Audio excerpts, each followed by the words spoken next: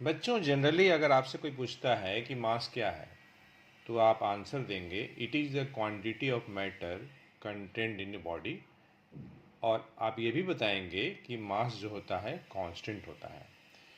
लेकिन बच्चों, it has been observe that in some special case there occurs variation in mass.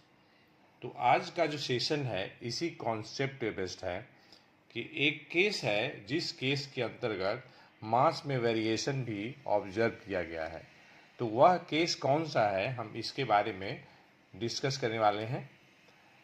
तो देखिए, उस केस के सपोर्ट में हमारे पास एक क्वेश्चन है और इस क्वेश्चन में कहा जा रहा है कि कोई इलेक्ट्रॉन है जिसका रेस्ट मास दिया हुआ है 9.109 इंटू 10⁻⁻31 kg। तो हमें निकालनी है उस इलेक्ट्रॉन का मास जब उसकी स्पीड 10⁻7 मीटर पर सेकेंड है। तो देखिए, हमें इलेक्ट्रॉन का रेस्ट मास दिया हुआ है जिसके लिए हम सिंबल इस्तेमाल करने वाले हैं एम नॉट। एम नॉट की वैल्यू है 9.109 इंटू 10⁻⁻31 kg। ये क्वेश्चन में दिया हुआ है हमें, और इलेक्ट्रॉन का स्पीड दिया हुआ है 10⁻7 मीटर पर सेकेंड, और स्पीड ऑफ लाइट हम जानते हैं 3 इंटू 10⁸ मीटर पर सेकेंड। तो हम लोग निकालेंगे इलेक्ट्रॉन का मास जब इलेक्ट्रॉन 10⁻7 मीटर पर सेकेंड के स्पीड से मोशन में है। मतलब हम लोग इलेक्ट्रॉन का रिलेटिविस्टिक मास कैलकुलेट करेंगे। तो देखिए, रिलेटिविस्टिक मास कैलकुलेट करने के लिए हमारे पास फार्मूला होता है रिलेटिविस्टिक मास m बराबर M not upon √1 minus V square upon C square. इस फार्मूले में m रिलेटिविस्टिक मास है, एम नॉट रेस्ट मास है, v जो है ऑब्जेक्ट का स्पीड है, और स्मॉल c जो है स्पीड ऑफ लाइट है। हमें इलेक्ट्रॉन का रेस्ट मास दिया हुआ है, स्पीड ऑफ लाइट भी मालूम है हमें, और इलेक्ट्रॉन की स्पीड कितनी है v भी हमें दिया हुआ है। तो हम सबसे पहले V square upon C square calculate करेंगे। v हमें दिया हुआ है, इलेक्ट्रॉन की स्पीड 10⁻7, उसका स्क्वायर करेंगे 10⁻14 हो जाएगा। c दिया है 3 इंटू 10⁸ मीटर पर सेकेंड, इसका भी स्क्वायर करेंगे तो 9 इंटू 10⁻16 हो जाएगा। 10⁻14 न्यूमरेटर में है और डिनोमिनेटर में 10⁻16 है। तो इस तरीके से हमें मिल जाएगा 1/9 इंटू 100। 1 में 9 से अगर हम डिवाइड करेंगे तो 0.111 ऐसे ही आएगा, जो कि रेकनिंग डेसिमल होगा, नॉन टर्मिनेटिंग होगा, डिवाइडेड बाय 100। तो इस तरीके से हमें V square upon C square की वैल्यू 0.001111 मिल जाएगी। यहाँ भी आगे ये कंटिन्यूड होगा। अब हम लोग कैलकुलेट करेंगे 1 minus V square upon C square का स्क्वायर रूट। तो हम लोगों ने V square upon C square की वैल्यू कैलकुलेट किया है। यहाँ पर ये वैल्यू, यहाँ पे हम ये सब्स्टिट्यूट करते हैं V square upon C square की वैल्यू, तो √1 माइनस 0.00111 हो जाएगा।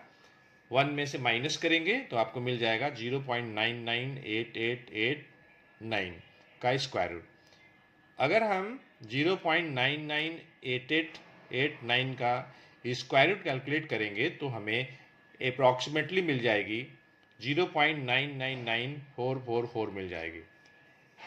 अब हम लोग रिलेटिविस्टिक मास कैलकुलेट करते हैं, जिसके लिए हम लोग फार्मूला यूज करेंगे M not upon √1 minus V square upon C square. M not जो है इलेक्ट्रॉन का रेस्ट मास है, जो कि दिया हुआ है 9.109 into 10⁻⁻31। √1 minus V square upon C square की वैल्यू हम लोगों ने कैलकुलेट किया यहाँ पर 0.999444, यहाँ पे हम सब्स्टिट्यूट कर दिए।